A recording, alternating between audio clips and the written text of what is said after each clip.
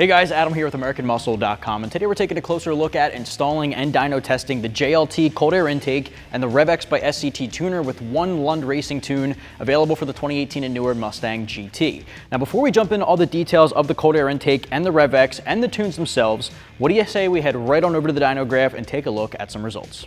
All right, so we strapped our customer's 2018 GT down to the dyno, and a couple of things to note here, guys. He did have an aftermarket drop-in K&N filter for the stock run, as well as an aftermarket H-pipe, bone stock otherwise, stock tune, and 93 octane in the tank. We ran it to establish a baseline run in 4th gear. Now 5th is closer to the 1-to-1, but you do end up hitting the speed limiter, so we did it in 4th to run all the way to redline. Coming out of our baseline, we walked away with 408 horsepower, 384 pound-feet of torque at the rear wheels. We then uploaded our Lund Racing 91 to 93 octane tune, ran it under the same conditions and the same gear, and walked away with 431 horsepower and 396 pound-feet of torque at the rear wheels. That's good for peak gains of 23 horsepower and 12 torque at the rear wheels. Now those gains alone are pretty respectable for a simple cold air intake and tune.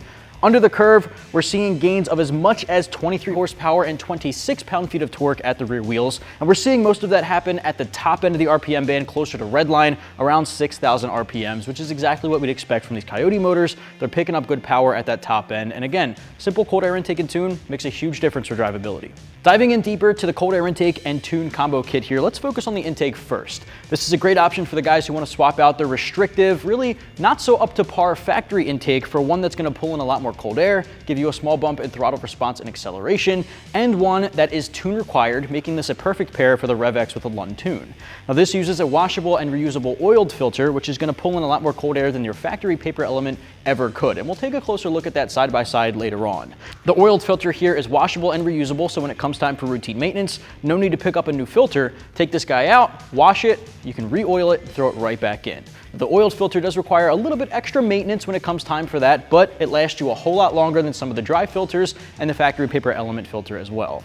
Now this guy uses a larger diameter tubing here to make sure it's got a little bit more velocity and a little bit more volume of airflow coming in, which is why it's the tune required. It's going to reuse your factory MAF sensor, and you can choose to either retain or delete your factory sound tube to get a more aggressive engine sound. Now pairing that with the Lund tune here is really going to maximize performance. You know, you can pick up a non-tune required intake that bolts right up. You might get a couple of single-digit gains from it, but when you pair it with a tune, you're maximizing its potential, especially when it comes to a 93 octane gas in the tank, and that's what we saw there at the dyno graph a little bit earlier. Now the Lund tune here is going to focus on maximizing potential. It's going to increase air-fuel ratio. It's going to take things like timing and spark into consideration. It's going to remove the drive-by-wire delay, which is essentially the delay in time between hitting the gas and your car getting off the line, which makes a huge difference, especially when it comes to increasing those ETs at the drag strip. Now it's got a number of other parameters that we can dive into deeper, but just know that the Lund tune is one of the most reputable tunes in the market, especially for the Mustang community. Lund is a record-breaking tuner, and they are definitely going all in on these tunes. Now this one in particular is specific to 91 and higher octane fuels, and as you heard earlier, we have 93 in the tank. Now Lund does have an E85 option if you're looking to go beyond pump gas, and they have a forced induction option for the heavily modified guys under the hood. That does cost a little bit more than this one, but it is available from Lund as well. Now also know that the Rev-X here has a number of other features to take advantage of. You have the DTC code reader, which is great for if the check engine light comes on, you can read and clear the code right on the device here. No need for a separate OBD2 module. Now aside from the DTC code reader, you have Wi-Fi access and cloud capabilities. Wi-Fi access lets you wirelessly update your software and your firmware for your Rev-X, and it allows you to connect to the cloud. Now the cloud's there to make sure you can wirelessly send and receive tunes and data log files through your Rev-X without needing a computer if you don't have one handy. Now you also have the gauges and data log screen. The gauges will allow you to monitor live engine vitals on the fly within arm's reach of the driver's seat with this guy. Now with that, if you think you're going to be tracking that on a daily basis through your rides, you want to make sure you pick up a windshield mount as well, available from SCT, to mount it within arm's reach. Now things you can track are air-fuel ratio, coolant temp, intake air temperature for forced induction guys, boost in PSI is an option, and a number of other parameters I'll take you through in just a little bit. You can data log your vehicle to record your engine's performance, and you can communicate that back to your tuner, in this case Lund, for possible tune revisions. All can be done right here with the pre-configured settings in the Rev-X. Now the JLT and Lund Racing Rev-X Tune combo kit are some of the more premium options in the category, coming in right around $900 to $950. Now that's going to be because the JLT option uses some premium quality materials. It's one of the higher end options in the cold air intake category, and the Lund Racing Tune is one of the better performing options in the category as well, and the Rev-X, having those cloud capabilities, bumps it up a little bit as well. Now all of this is going to get 1 out of 3 wrenches on our difficulty meter when it comes to the install. Anybody can tackle this entire thing in the driveway at home with very simple hand tools, and I'll show you guys that entire process in just a little bit. It's going to take you about an hour, maybe 2 hours from start to finish, depending on your experience, but just know cold air intakes are some of the easiest possible things you can do to cars in general. Now without further ado, I want to take you through the process. Let's start with the uninstall and install of the intake, and then we'll move on to the tune.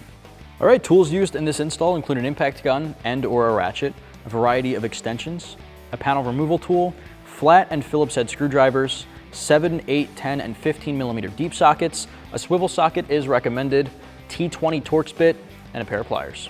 Strut tower brace out of the way. Now, if your vehicle does not have a strut tower brace, you can skip this and go straight into taking the engine cover off, but ours does. Now, there's 2 15 millimeter nuts on both sides on the strut towers. Now, there's this harness clip right here. We want to take that off and slide that out of the way. A flathead screwdriver might come in handy if it's a little stiff. Now you can take your battery cover off if you find it just gives yourself a little bit more room to work with here. I'm gonna leave ours on. Grab your 15 deep socket and your impact gun or your ratchet and get to work on these.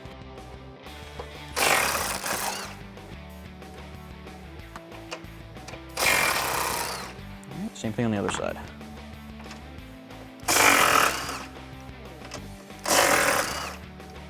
All right, back here on our passenger side, this is a little bit more of the tricky side, trying to get this guy to feed underneath of your battery harness. So you're gonna lift up and squeeze this guy over the studs and under the harness. All right, and set it aside. All right, so now for your engine cover, there are 2 10 millimeter nuts holding this guy on underneath of these little caps. There's one on both sides. Grab a flathead screwdriver and pop these caps off.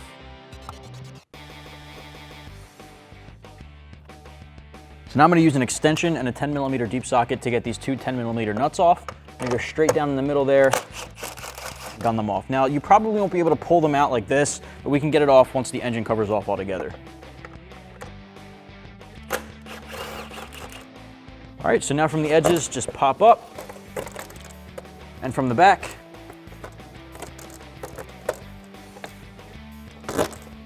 All right, and now you can set it aside. All right, next step here, we can start on installing the factory intake. Let's start with our MAF sensor. Now this guy here has a red locking tab. We're gonna wanna pull back on the red locking tab, pinch, and disconnect. All right, so now we wanna disconnect our hoses. Our breather line back here is a gray locking tab. You just kind of pull to the side there and then disconnect. So that's the tab underneath. Here, you're gonna push down on the black tab and pull to disconnect, just like that. And then for this sound tube, you're gonna need a pair of pliers for the hose clamp. Pinch the clamp all the way shut. You're gonna need to wiggle it back and forth to disconnect. And then you can let go. Next is the 10 millimeter bolt holding the factory airbox to the interior fender well. I'm gonna use an extension and a 10 millimeter socket to get that off. Next, let's loosen up the hose clamp holding on the factory tubing to your throttle body. Now you can use a flathead screwdriver for that clamp, but I'm gonna use a 7 millimeter deep socket here with an extension.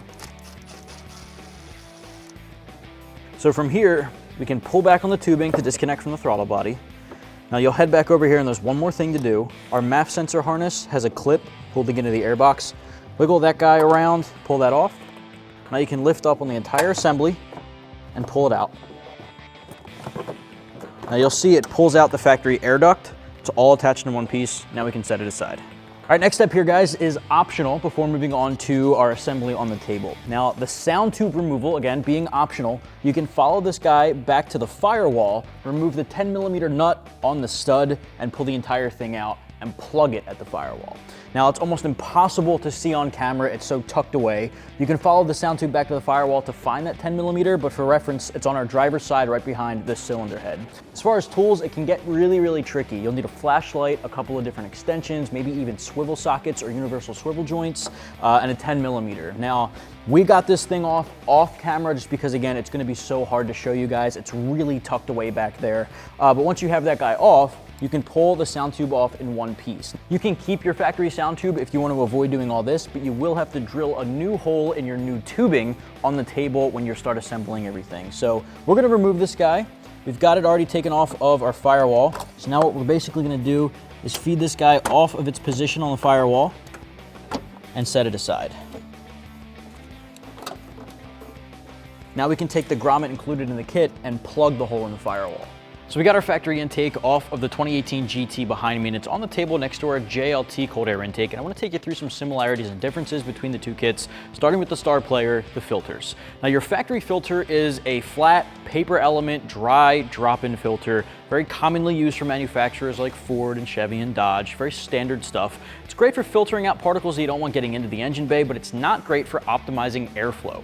Swapping over to your JLT cold air intake, it includes this S&B Power Stack filter. Now S&B is a company that is making some of the more premium filter options in the category. They make filters for a lot of companies such as JLT. This is your conical Power Stack oiled filter from S&B. This guy uses a multi-layer cotton gauze filter element along with a wire mesh outer layer to filter out all the particles you don't want getting in. As a matter of fact, it's going to do a better job filtering out particles than your factory paper element filter here, just because of the media and the oil. Now the oil there is a thin layer of oil along that multi-layer cotton gauze to help filter out the particles. It catches things that would otherwise make its way through. Oiled filters are also known to be a little bit better for airflow as opposed to its dry filter counterparts. That's simply because the cotton gauze media is a little bit more open than a paper element you'd find in a dry filter. With that said, there are some downsides in comparison to dry filters. Oil filters do require a little bit more maintenance. They are washable and reusable, which is great, but when it comes time for routine maintenance, you have to wash it, re-oil it, and then throw it back in. Dry filters are a little bit less maintenance heavy. Oiled filters tend to get clogged up a little bit faster as well in dry weather areas, places like Arizona or Nevada that see a lot of desert sand up in the air. Dry filters are typically better for those climate conditions, but it's all personal preference, of course. Your oiled filter here is by far and away going to be better than factory. Definitely expect a bump in airflow velocity. Definitely expect a more longer lasting filter in comparison to your factory.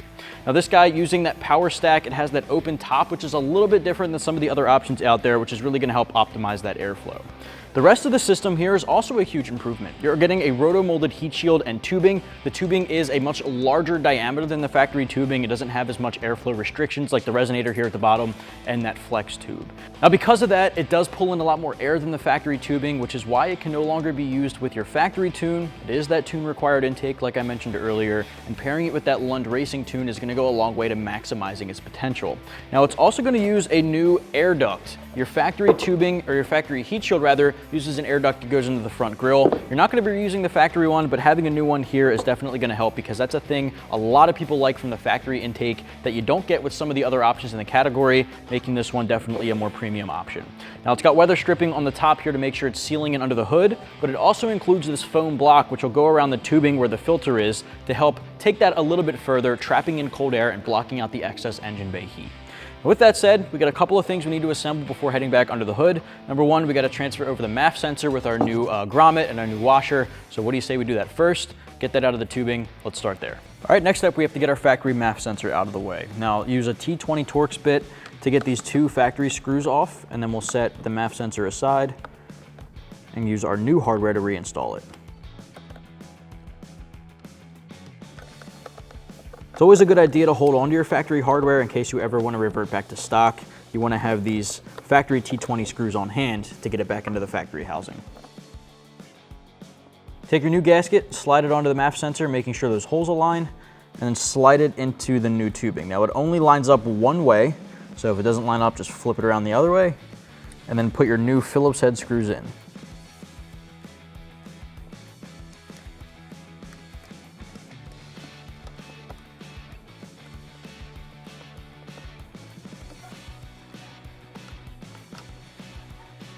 Next, we'll install our coupler on the throttle body side. Now the throttle body side is going to be where this hose fitting is here.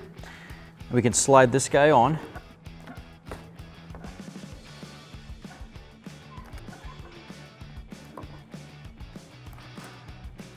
All right, once you have that guy seated on, rotate your clamp into position and tighten it down with either a flathead screwdriver or an 8mm socket.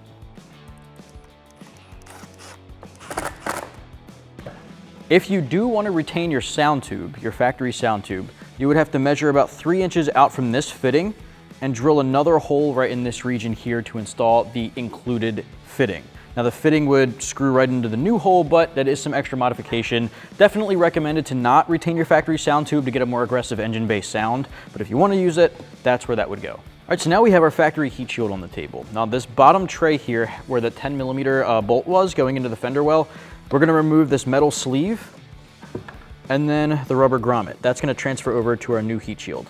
You're really just pushing up from the bottom and pulling up from the top, and then you can set the factory tubing aside. Now inside your new heat shield, you'll see this open hole. That's where that factory grommet's gonna go. Just gonna push that guy into position and then grab that metal sleeve and insert it through, just like the factory. Just like that. Now this square-ish cutout here is gonna be where your air duct is going. Now you'll notice on the air duct there are 2 little knobs molded into the plastic. That's gonna be sort of your locking mechanism. You're gonna insert this so that this first knob is on the inside of the heat shield and this knob is on the outside so that the heat shield will sit right in between. There's one on the bottom as well.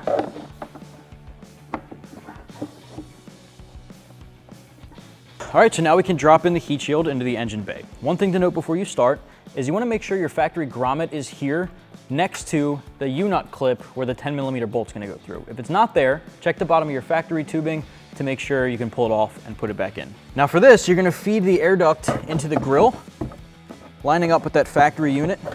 It may take some finessing to get that done.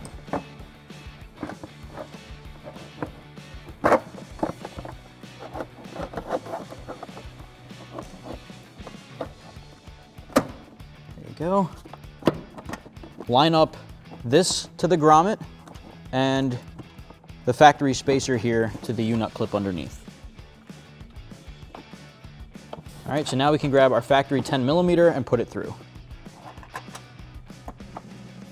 Grab your extension and your 10mm socket and tighten it down.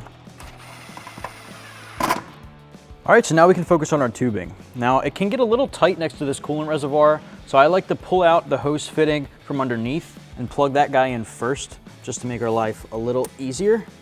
With that hose plugged in, line this guy up to the throttle body and connect the coupler. And then make sure the other end is seating into this dent or this indent here in the airbox. Grab your 7mm socket or your flathead and tighten down that clamp. All right, make sure both of these are tight. Next step, grab your filter, make sure the clamp is on the end there. What I like to do is to locate that chrome strip in the media and make sure that's facing down. So that's gonna be our bottom. Install that onto the tubing there, grab your socket or your flathead and tighten down your clamp.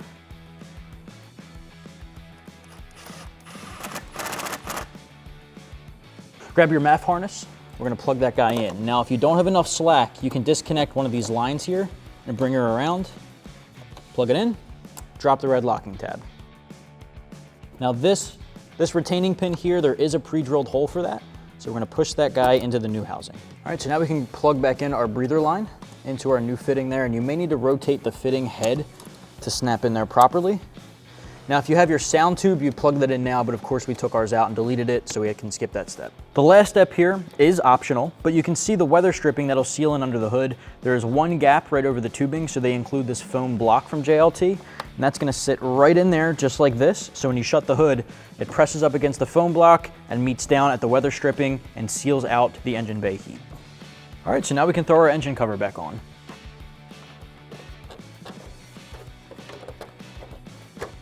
Now for the 10mm nuts, I like to grab the 10 socket and our extension here and take the nut, put it into the extension and socket and just feed it down there with your finger onto the stud. Just thread it on a couple by hand. And do the same thing for the other one, and then we'll tighten it down with our impact.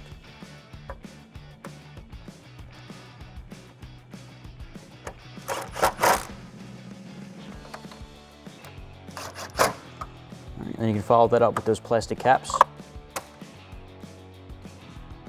Last step is to feed your strut tower brace over to the driver's side, feed it under the battery terminal harness, and back onto your studs.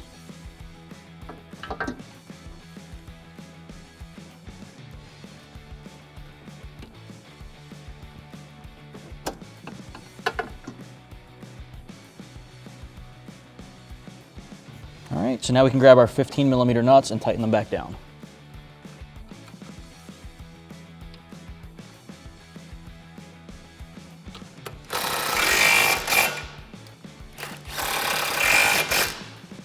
All right, and of course you can put that harness clip back on.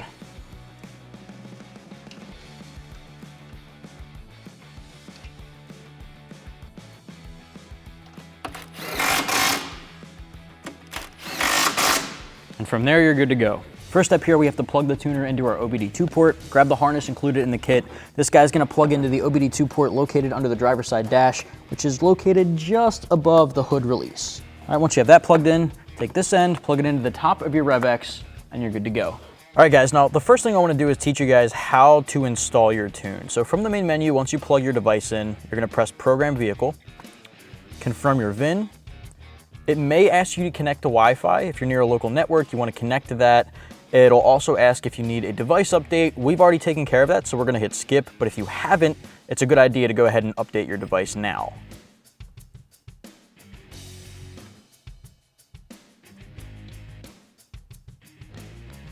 All right, so at this point, it's updating the firmware. Again, once it's complete, it'll kick you back to the main menu, and we'll be able to tune the vehicle. All right, once the update is complete, you can click OK.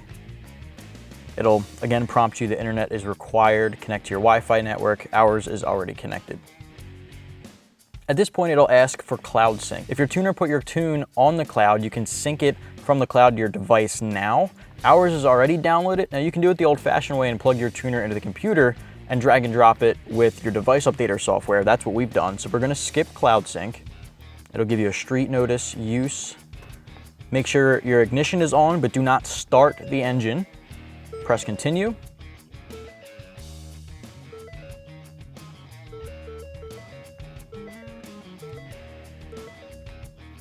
At this point, you want to select the tune you want to upload. So you guys may have an 87, 91, and 93 tune, but for the sake of our video, we only have the 93 octane tune. That's what we're going to show you guys on the dyno to give some good numbers. So we're going to select our 93 octane.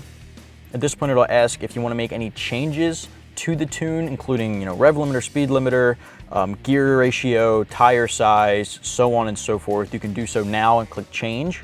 We don't want to change any of those additional tune options, so we're going to hit skip. Confirm. It'll move forward with saving your stock file from the vehicle to the device. If you ever want to revert back to stock, you'll have that available on your Rev-X. From there, it'll load our tune, write it, and we'll be good to go. Now, it may load 0 to 100 a couple of times. Leave it be, don't unplug the device, and don't turn off your vehicle. All right, at this point, turn the ignition off, press continue. Turn it on, press continue.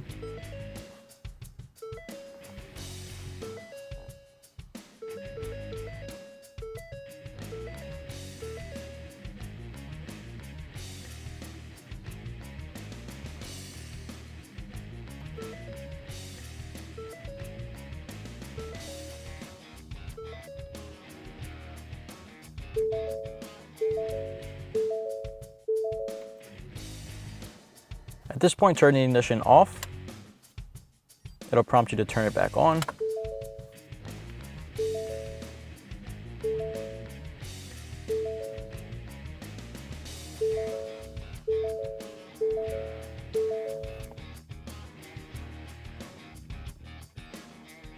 Ignition off one more time. Back on. It'll finish up clearing all of the DTC codes,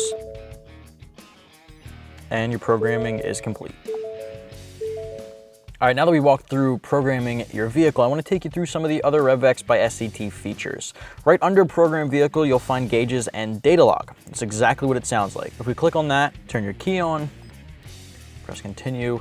Basically what this will do is allow you to track live engine vitals like boost if you're forced induction, coolant temp, trans temp, so on and so forth. You just want to make sure you're selecting the right options. So we're Ford gas and newer, 08 and newer. You want to make sure you're selecting the right gen. It'll scan data log, reconnect to the ECU, read the data. Right now there are two gauges up on the screen, control module, voltage, and coolant temp.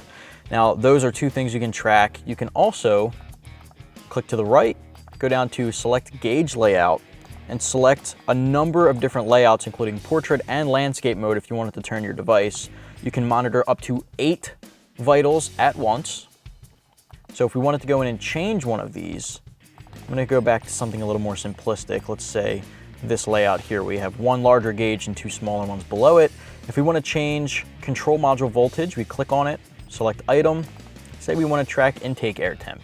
Select that, approve, and it updates that block. It's extremely easy to use. And if you go to the right, you can start recording this data, send it over to your tuner. You can have revisions made if need be.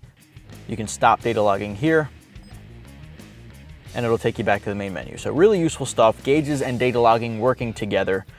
Vehicle functions, you can read and clear diagnostic trouble codes, and that's gonna be useful for the guys who have check engine light. You wanna check it out, get your code, a description, clear it when you're finished. Special functions, something not many people, if any, are really gonna use that function for like cam reset, so on and so forth. So we're gonna skip all that.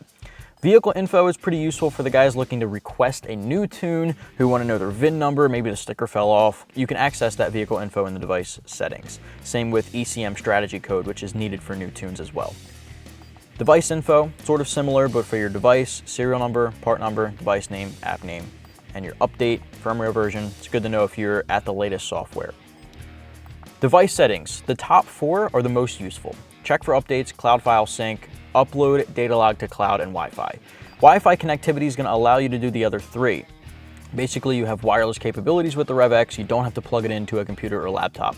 You can go right on the Wi-Fi network. You can check for updates, download the updates, install the updates on your Rev-X.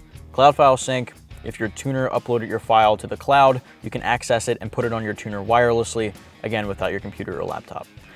Same thing with uploading your data log files. If you go into gauges and data log, say you run your data log, record it, you can upload it to the cloud there, so your tuner can access that wirelessly on the other end. The rest of the settings are brightness, orientation. You can flip it to portrait mode, or a landscape mode rather, and back to portrait. Theme, power management, audio, startup function, demo mode, and you can do a factory reset to erase everything. Now, if you picked up a windshield mount or somewhere to mount this in arm's reach, the orientation could be important if you wanted to mount it like this. It's all personal preference. Go right to exit, back to the main menu, and those are going to be your Rev-X features. That's going to wrap up my review, install, and dyno test for the JLT cold air intake that does require a tune, perfectly paired with the Rev-X by SCT with one Lund Racing tune for the 2018 and newer Mustang GT. If you want to pick yours up, you can do so right here at AmericanMuscle.com.